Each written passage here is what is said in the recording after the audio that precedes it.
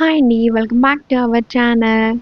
ఈరోజైతే మా అమ్మగారు మటన్ బిర్యానీ అయితే చేశారండి. చాలా సింపుల్ ప్రాసెస్‌లో అయితే చేశారు.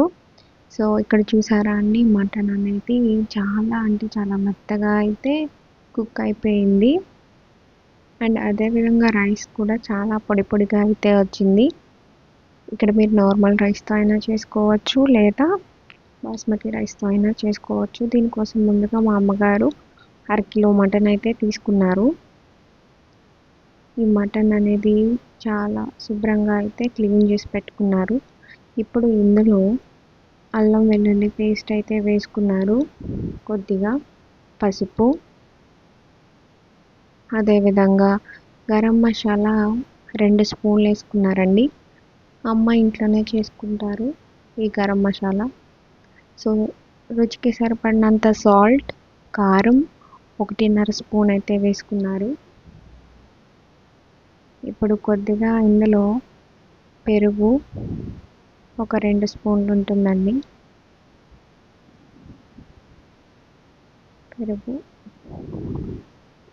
ఇప్పుడైతే ఒక చిన్న నిమ్మకాయ మొత్తం రసం అయితే పిండేసుకున్నారు. అదేవిధంగా ఒక స్పూన్ ఆయిల్ కూడా వేసుకున్నారు. ఇప్పుడే వేసుకుని ఈ మసాలాలన్నీ కూడా మటన్కి పట్టేలాగా బాగా మిక్స్ చేసుకున్నారు. ఒక 2 నిమిషాల పాటు మిక్స్ చేసుకుని ఇప్పుడు ఒక 10 నిమిషాలు దీన్ని పక్కనైతే పెట్టేసుకున్నారండి. ఈలోగా రైస్ అనేది 2 కప్పుల రైస్ తీసుకుని బాగా వాష్ చేసుకుని మళ్ళీ అందులో వాటర్ పోసుకొని నానబెట్టుకున్నారు. ఇప్పుడు ఒక కుక్కర్ అనేది తీసుకున్నారు. స్టవ్ వెలిగించి కుక్కర్ తీసుకుని అందులో ఒక స్పూన్ ఆయిల్, ఒక స్పూను నెయ్యి అయితే వేసుకున్నారు. నెయ్యి కరిగిన తర్వాత ఇందులో బిర్యానీ స్పైసెస్ మొత్తం కూడా వేసుకున్నారు. అవి కాస్త ఫ్రై అయిన తర్వాత పచ్చిమిర్చి వేసుకున్నారు. అదేవిధంగా ముందు కలిపి పెట్టుకున్న మటన్ మొత్తం కూడా వేసేసుకున్నారండి. వేసేసుకుని ఒక 3 నిమిషాల పాటు కుక్ చేసుకున్నారు ఈ మటన్ని ఆయిల్లో ఫ్రై అయ్యేలాగా. ఆ 3 నిమిషాల తర్వాత ఆయిల్ అనేది పైకి వచ్చింది కదండి. ఇప్పుడు అందులోని 2 చిన్న గ్లాసుల వాటర్ అయితే వేసేసుకుని ఇప్పుడు మూత అయితే పెట్టేసుకున్నారు. ఇంకా విజిల్ బాగా కలుపుకొని ఈ స్టేజ్లో మీరు ఉప్పు అనేది చూసుకోవచ్చు అండి. సరిపోకపోతే ఉప్పు కూడా వేసేసుకోవచ్చు. ఇప్పుడు విజిల్ అనేది పెట్టేసుకుని ఒక 4 విజిల్స్ వచ్చే వరకు కూడా కుక్ చేసుకున్నారు మటన్ని. ఒకవేళ మటన్ అనేది ముదురు మటన్ అయితే కనుక ఒక 5 విజిల్స్ అయినా రానివ్వాలండి. సో ఇప్పుడు మరొక బాండి అనేది తీసుకుని అందులో వాటర్ అనేది తీసుకున్నారు. మళ్ళీ బిర్యానీ ఇంగ్రీడియంట్స్ అన్నీ వేసుకున్నారు. కొద్దిగా ఆయిల్, ఉప్పు, అదేవిధంగా అల్లం వెల్లుల్లి పేస్ట్, కొద్దిగా కొత్తిమీర వేసుకుని బాగా మిక్స్ అయితే చేసుకున్నారు. ఇప్పుడు ఈ ఎసరు అనేది మరిగిన తర్వాత మనం ముందుగా నానబెట్టుకున్న రైస్ని అయితే వేసేసుకుంటున్నారండి. వేసేసుకుని ఒకసారి బాగా అయితే కలిపేసుకుంటున్నారు. అండ్ రైస్ కూడా ఉప్పు సరిపోయిందో లేదో అనేది ఈ టైంలోనే చూసుకోవాలండి మనం. రైస్ అనేది కుక్ అయిపోతుంది ఒకవైపు. ఇప్పుడు మనం మటన్ అయితే ఓపెన్ చేసి చూసుకుందాం. మటన్ అయితే బాగా కుక్ అయిపోయిందండి.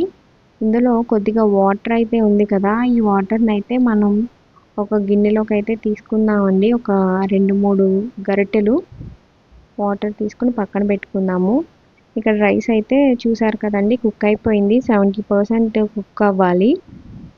ఇప్పుడు మనం దీన్ని వాటర్లోంచి తీసేసుకోవాలి ఈ రైస్ని. ఇలా చిల్లులు గిన్నె ఉంటే కనుక అందులో వేసేసుకోవచ్చు, లేదా మీకు స్ట్రైనర్ ఉంటే స్ట్రైనర్తో అయినా తీసుకోవచ్చు. ఇప్పుడు మరొక బాండీ పెట్టుకుని అందులో కొద్దిగా నెయ్యి, ఆయిల్ వేసుకున్నారండి. వేసుకొని ఇందులో మనం ముందుగా కుక్ చేసుకున్న మటన్ అనేది వేసేసుకున్నారు. వేసేసుకుని దీనిపైన రైస్ కూడా వేసేసుకుంటున్నారు. ఇలా రైస్ మొత్తం కూడా వేసేసుకుని సమానంగా అయితే కట్ చేసుకోవాలి. ఇప్పుడు దీనిపైన ముందుగా తీసుకుని పెట్టుకున్న మనం మటన్ రసం ఏదైతే ఉందో అది వేసేసుకున్నారు. ఇక్కడ మా అమ్మ ఫుడ్ కలర్ అనేది వాడరండి ఎప్పుడు కూడా. కొంచెం హాట్ వాటర్లో పసుపు అనేది కలుపుకొని వేసుకుంటారు. అదేవిధంగా 2 స్పూన్లు నెయ్యి కూడా వేసేసుకున్నారు. ఫైనల్గా కొత్తిమీర కూడా వేసేసుకుని ఇప్పుడు అయితే మూత అనేది పెట్టేసుకున్నారు. పెట్టేసుకుని ఇప్పుడు మనం అట్ల పానం ఉంటుంది కదండి, అట్ల పానం అయితే తీసుకున్నారు. దాన్ని ఒక 5 నిమిషాల పాటు హీట్ అవ్వనివ్వాలండి. హీట్ అయిన తర్వాత ఈ బిర్యానీ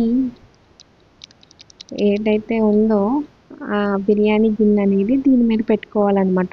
ఇలా పెట్టుకున్న తర్వాత ఒక 15 నిమిషాలు కుక్ చేసుకోవాలండి. 15 నిమిషాల తర్వాత మన బిర్యానీ అనేది రెడీ అయిపోతుంది. ఒకసారి చూసుకోండి ఎంత బాగా వచ్చిందో. రైస్ పలంగా చాలా బాగా పొడి పొడిగా అయితే రైస్ వచ్చిందండి.